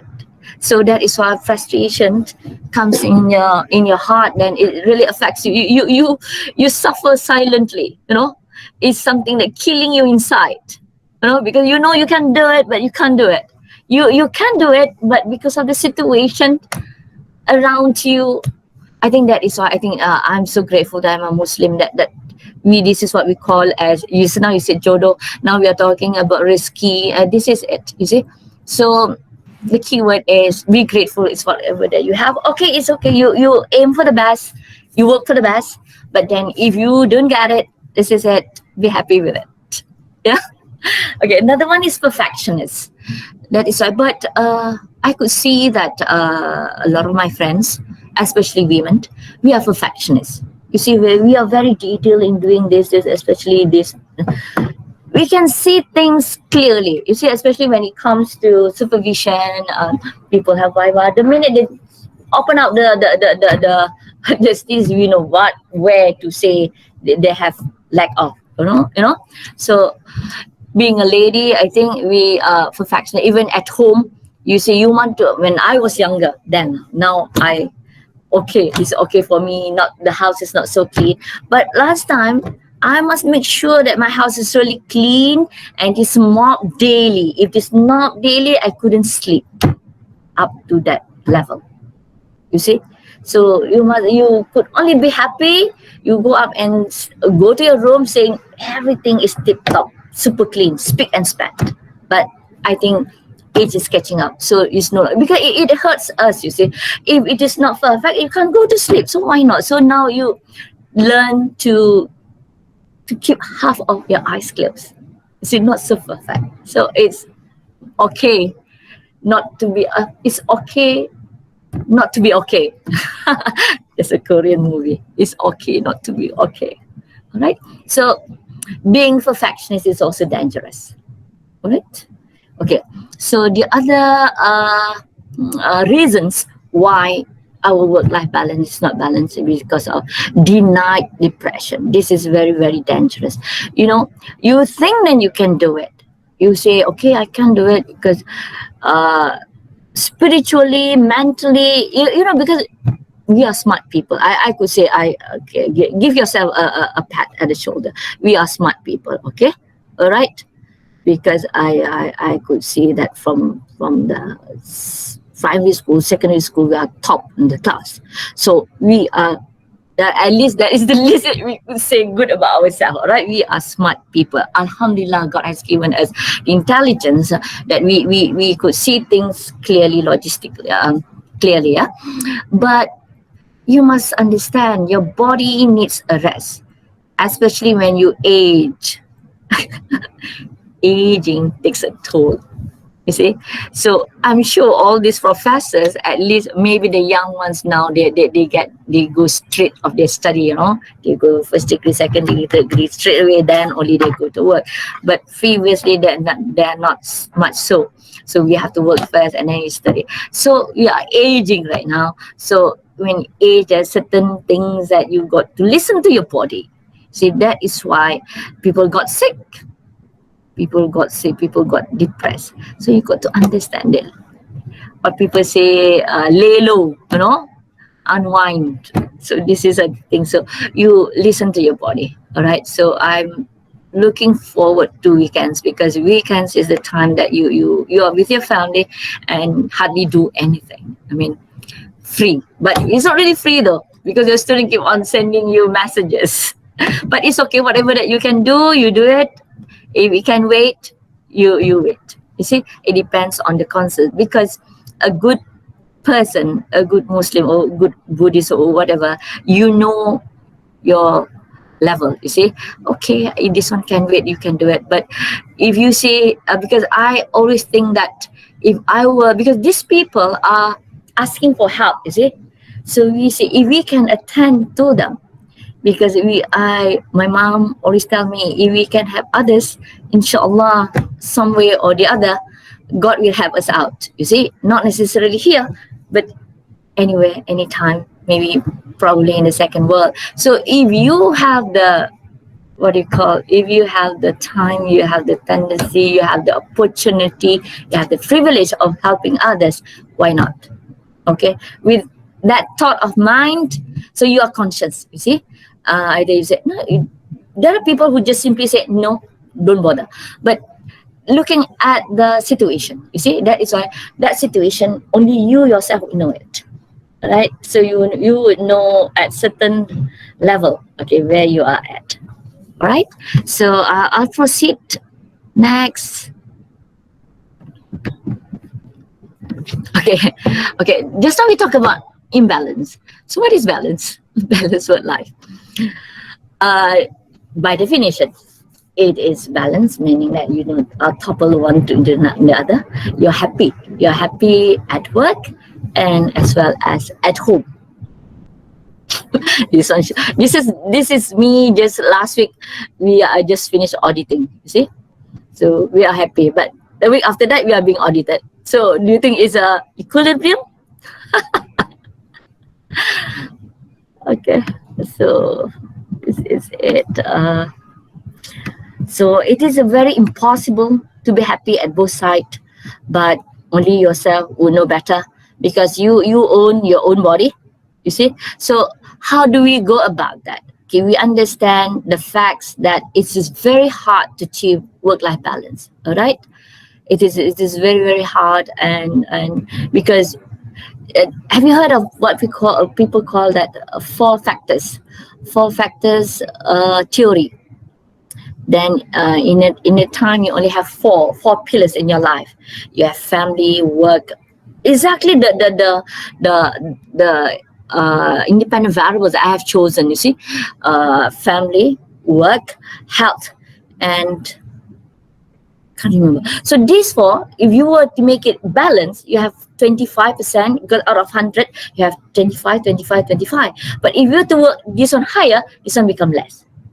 Because altogether it makes up to 100%. So that is a trade-off. So there is what people say, that is impossible to have work-life balance. So some way or the other, they must have a trade-off. You see? So how do we go about that? So of course, I myself sometimes couldn't do it, but this is what people say, all right? But I try myself to inculcate this in myself, also try to work this out. Okay, prioritize, of course, because as you come in, that is what I always do, because what is the thing that you need to do? Prioritize means first thing first. So of course, we need to have the deadline. Which one is the deadline? So you list out. Of course, there are times in the morning when I came in, I look at the email, so I listed out. Sometimes you have about 5, 6, 10, up to 10. So which one comes first? So normally meeting the deadline. So that's the one. So this is it. This is it. So sometimes you don't do it all. You don't manage to tick them all, to tick in the box. But at least by listing them down, you know, those are the things that you need to do, and you're working for it. You're working for it. You are not just laying down, you do nothing. Our conscience is clear, you see. I've tried my best within my capability, within my ability. So the rest, because I only have 24 hours. You see, there are times that my staff was telling me, Doctor, it's about time, you need to close the office by now. I said, yeah, really? It's already 10 and it's already 6 o'clock, it's 5:30. So, yeah. So long that we know, that is our index. I do not know, but for me, that is our index. The minute you know you have done in your capability, what have you done right? Okay, so that's one thing. Secondly, you need to let go. I mean, to learn. It's okay. To me, it's of course, you know, at this age, you're wishing you are somebody. You know, you're wishing this and that, and maybe at this level. You know, nowadays people are really look for index. Each index scholar, how many do you have so far? How many citation that you have so far? But it's not there. You can't reach it. I mean, it's impossible. At this age, you want to do this, you want to do that. But whatever is important is important. So you learn to let go. It's okay. Never mind. People couldn't find me in the high index. It's okay. This is our grave. You see, people will say, yeah. Okay, learn to let go. Okay, that's one thing. So it's okay if you don't get something, but you must understand Allah is so merciful. Risky sustenance comes in different form, okay, different shapes. It's not necessarily being high index in the Google Scholar or in Scopus, meaning you are the best, and that is the definition of success in life. You see, there are other things in life which only you could define yourself. All right? So it's okay. Learn to let go. There are things that not necessarily you have. Some people, okay, they want to have good children. They have children, but they don't have children. They wish to have a child, but they don't have any. But learn to accept the facts. This is it, and embrace it. All right? And establish boundaries.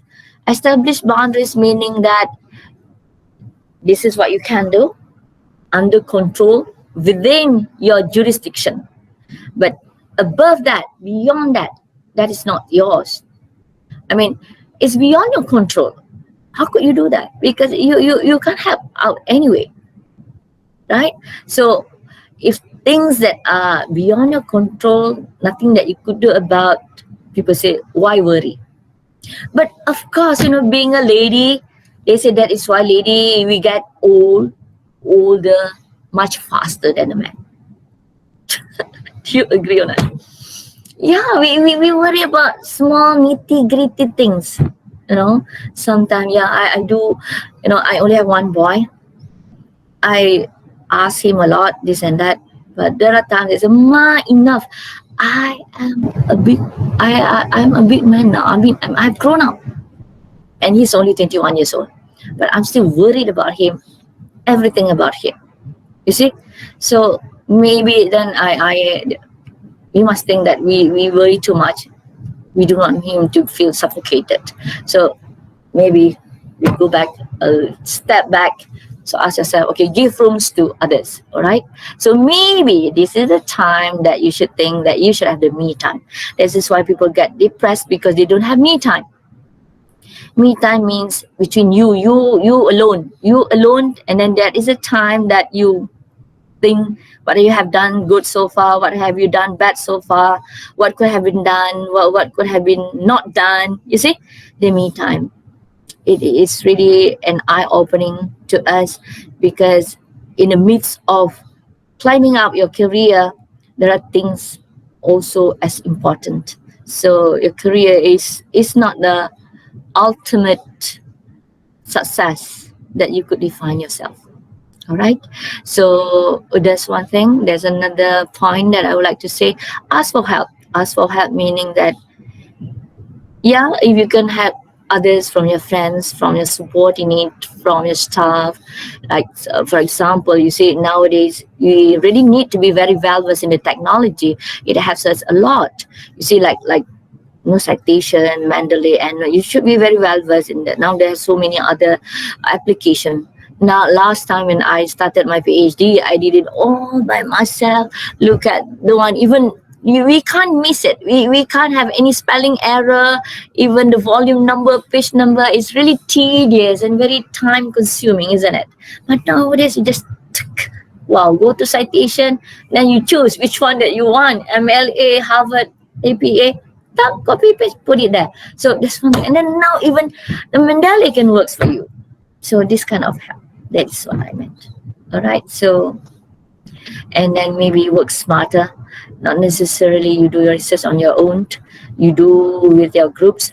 Okay, I'll do this part, you do that part, you do that part, and then we combine. Work smarter. All right, so that's one way of having what do you call, better, not necessarily to achieve ultimate work-life balance, but to achieve slightly better work-life balance. Okay, this is an adage where say stop and smell a rose. So that was me, but it was lilac. It was not a rose. Okay, but I think this is a very good thing to do it, because I think one thing that makes me happy to be a lecturer is we can present ourselves in different places in the world. Then, yeah, not now, unfortunately. And then that is people say conferences is AKA also known as academicians vacation. You see, you go to certain places. So you want to go here. You say you choose the conference, and then you go there, and you can visit places. So you can do two things at one time, kill two birds in one place. So I do feel once you go overseas, and then you feel when you come back, you feel rejuvenated. You see, because you see others places. So it's really good though. All right. So stop for a while and smell a rose. And okay, the next tips for us to have a good work-life balance is limit time wasters. What do we mean by that? Okay, maybe because there are a lot of time wasters for us. For example, what do you call Facebook, Instagram? But something that makes you happy is okay, but you must limit yourself. It won't take so long though. Time wasters, anything that or in Islam is it lagha, something that wastes your time. See, time is okay to be spent, but if it's spent unproductively, so this is what they say, we are wasting our time. But actually, time, if we do it right, it is we can have it productively. All right. And of course, they say exercise. I'm also not good at this.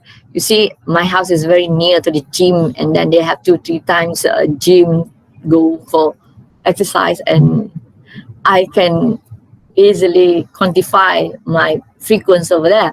So exercise, sometimes you tell yourself, yeah, I'm going there, but you don't go. But it's good to know though. People say, I went to an ustad, I went to a mosque recently, they say actually praying is also an exercise. Wow. Okay, that makes me feel good. Okay, so exercise, don't forget class, because actually even though if you're driving and then suddenly you see people outside they are jogging, you by looking at people are exercising, you feel yourself good, right? So make time to exercise.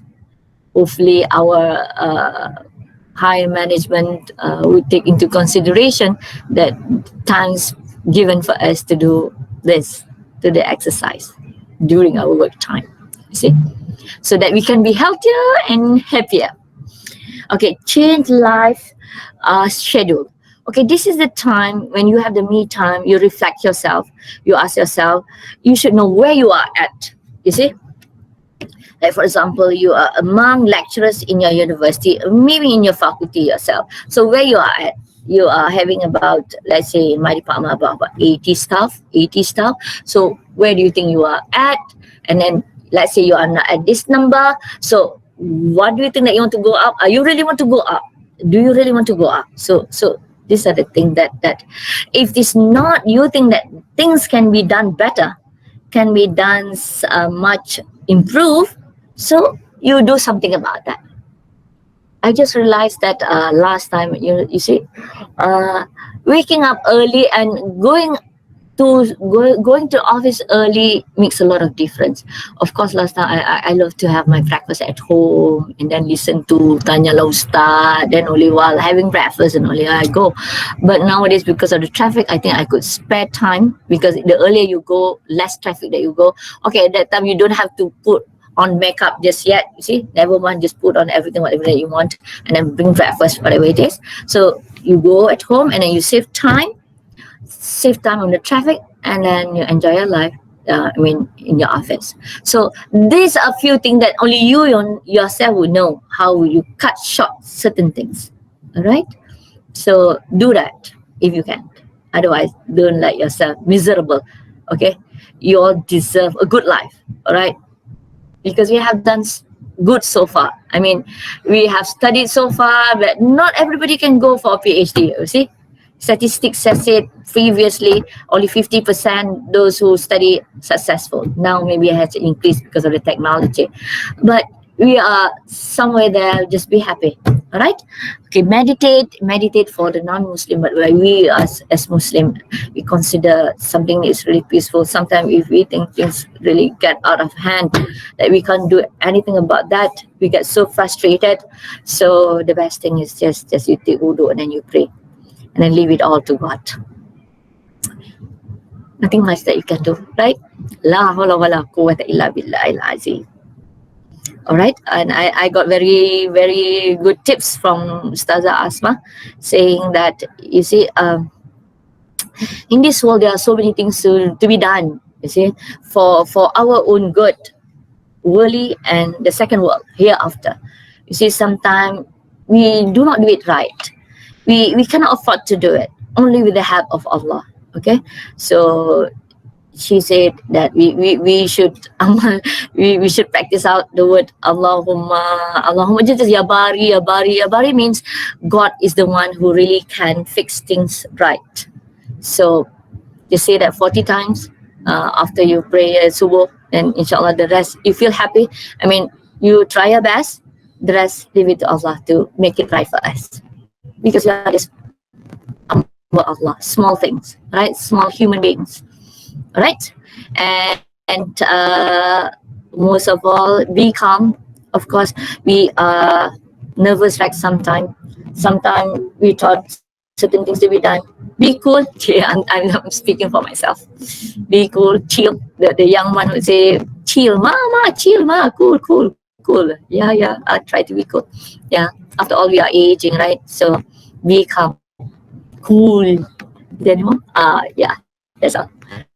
I think we got to realize that we are the lecturers. We do our best to want to be good to our students. Most importantly, we serve our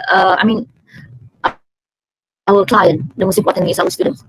If you think that you have done good to your students, make sure you know much ahead the subject matters in the class. When you have done that, you have delivered well. You think you have delivered well, so your conscience is clear. It's very good to have a good life. Your conscience is clear. First, our relationship with God, minallah, hablum minallah, and then hablum minannas. You see, our relationship with others. So long that you don't victimize others, so you try to do good, somehow, inshallah, God will pay us. Good deed. All right, we live it. We are the lecturers. We do our best to do what is expected from us. Teach, lecture, supervise, research, publishing, among other things. And we live to it and enjoy it, loving it. All right, I think that's all from me now. All right, any questions? I open up to any other questions to the audience. Thank you, Dr. Azilah. Very, very insightful sharing that you had. I'm not Professor Professor Mahaya, and I'm also not Dr. Fadilah Kamsa. You are Dr. Azilah. Yes, I am. You're Dr. Azilah. So thank you so much. Because I can see that I love the fact that when you share this, when you talk about where there is, work has no border, work has no border, and then at the same time we have to establish boundaries. So that's really great actually, because being a lecturer, we have a lot of things to juggle at the same. Yeah. Okay. So I think the connection is a bit, okay. So for any participants that want to ask questions, you may switch on your mic, or you can also write at the chat functions. And also I would like to remind all the participants there is a feedback form from EDAC that you may answer your questions so that we can actually improve our training sessions in the future. So is there any questions that we have from participants?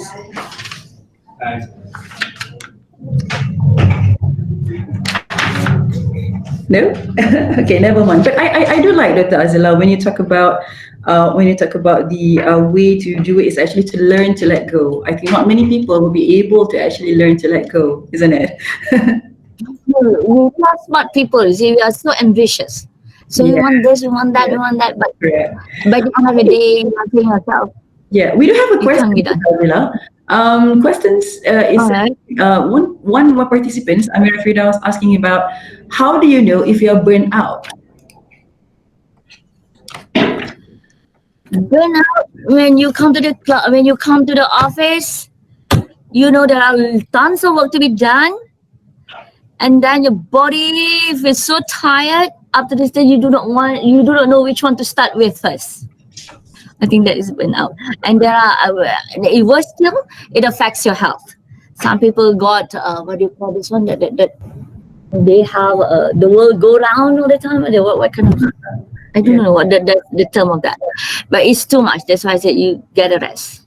Yeah, so that is you need to have your me time. Do something. It's okay, I guess. But you see, in education, And she asked, what do we do if we cannot rest?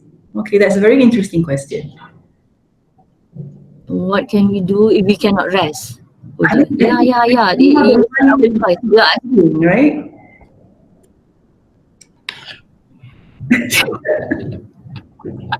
Right? Yeah, we are expected to do this and that. Maybe that is why they say there's another tip that I have read. They say learn to say no. Yeah. But how could we say no? Correct. Learn to say no to certain things. You see, in our field, being a teacher, being a lecturer, if they see we can do good, once we have finished our task, and then the other things come in. So they say you are trusted to do that, and it keeps on piling one after the other. So that is why I got also tips from other people. I know they asked us to review, and another one coming in. So I would only give them the review. They said my friend is saying just about 2 days back. I only give her the review, the deadline itself. No, don't give it earlier. If you were to get earlier, then it keeps on coming. Okay. All right. There's one sharing from Dr. Suhana saying that she is using aromatherapy essential oil to help her to rest and relax. Oh. Yeah, I got to go for spa at least once a month for massage and for therapy, whatever. In our room, I have Yankee Candle. Okay, as a conclusion, we can see that you're saying that the work-life balance, all the factors coming from various areas, which is the family, from the work itself, from health, and also the flexible hour. So among these many things, you can see that health factor is one of the highest, has the highest and significant influence on work-life balance. So to have a very as a very conclusions for all these matters, what do you think that we as a lecturers, especially during this time where the technologies basically can let people to reach us all the time, students, our colleagues, our bosses, you have WhatsApp, you have groups, a lot of them, and how do we actually really set these boundaries so that we will be able to have our me time at the end of the day. So what do you think? Good question, Dr. Safia. We only the one, there's no boundaries. There are no boundaries up to this level at this age of era where everybody is can be connected at all times. There is no boundaries. Our bosses can always call us anytime that they want, sometimes weekends, at night. Not just our bosses, our friends. I don't blame them though, because there are certain things that are urgent. Maybe if you were in that position, we would have done the same. All right. It is that is I said, you are the one, take control of yourself. You are the one who said, so long that you think up to the stage that you know, let's say if you do not do anything. I mean, during working hour, you do not do anything. Do you feel good? No, I don't think so, right? But if you have done your best, but up to the stage that you think that you need time to be yourself. You see, I 12 o'clock, 1 o'clock, I close my room. I said, okay, I switch off my light. So give me about 10 to 15 minutes to Kailullah lah. That is what people say. But we need about 10 to 15 minutes to Kailullah. Free time, just shut off everything. Give me 10 to 15 minutes, that's all. And then, according to Prophet, that also can make us more productive. So that is all that I need. I mean, after that, maybe we have lunch, that's it. But we know ourselves, even though not necessarily we go necessarily at 12 to 1 is your recess time, that is the time they need to go. To me, so long I know myself, okay, I know, I rest at certain date, this is it, but I'm doing my work.